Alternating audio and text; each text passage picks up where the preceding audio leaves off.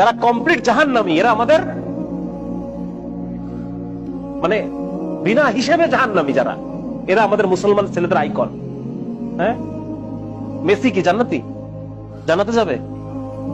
Messi যদি এখন এই অবস্থায় মারা যায়, তাহলে ও কিভাবে আমার আইকন হয়? আমি ওর নামের লেখা টি শার্ট পরে কিভাবে ঘুরি? তার প্রতি আমার ভালোবাসা কিভাবে জন্মায়? কিভাবে জন্মায়? আমি তো মুসলমানের সন্তান। আমার আইডল হওয়ার কথা ছিল মুহাম্মদুর রাসূলুল্লাহ সাল্লাল্লাহু আলাইহি ওয়াসাল্লাম। আমার আইডল হওয়ার কথা ছিল আবু বকর, ওমর, খালিদ ইবনে ওয়ালিদ, মুহাম্মদ বিন কাসিম, হ্যাঁ, মাহমুদ গজনবী, এরা আমাদের আইডল হওয়ার কথা ছিল। আজকে আমাদের আইডল কারা? যারা বিনা হিসেবে জাহান্নামী। আমি কি মুসলমানের সন্তান না? আমি পড়ি নাই কালেমা লা ইলাহা ইল্লাল্লাহ মুহাম্মাদুর রাসূলুল্লাহ? তাহলে এই ধরনের যারা আল্লাহকে অস্বীকার করে, যারা শিরকে নিমজ্জিত, কুফরে নিমজ্জিত, সিনার মধ্যে নিমজ্জিত, এই মানুষগুলো কিভাবে আমার আইকন হয়?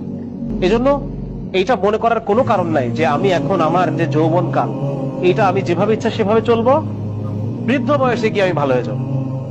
এটা যদি আমি মনে করি, আমি অনেক বড় ভুল করলাম।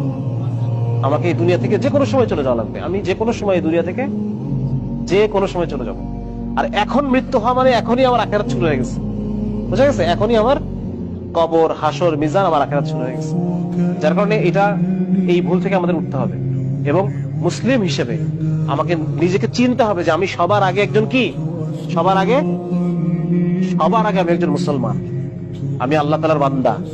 আর বান্দা মানে আমাকে আল্লাহ তাআলার প্রত্যেকটা হুকুম ফুলফিল করতে হবে, আল্লাহর আদেশগুলো আমার মানতে হবে।